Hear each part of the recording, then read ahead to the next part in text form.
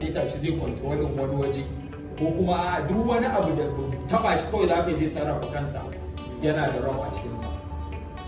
Shi ne na ce ROM ba wani abu bane ba illa wani dan IC ne, wani chip ne da su wanda ya yi wannan na'urar ya saito bayanan yadda za a sarrafa. Shi ne muke faɗa kamar kwasan da kuka yi Java, mafi yawancin wayannan bayanan da Java ake yi.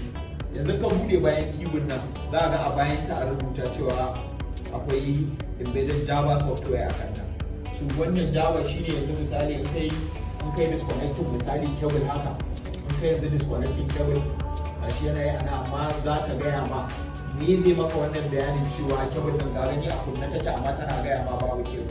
Ya za ta iya ma magana ta gaya ma babu cable?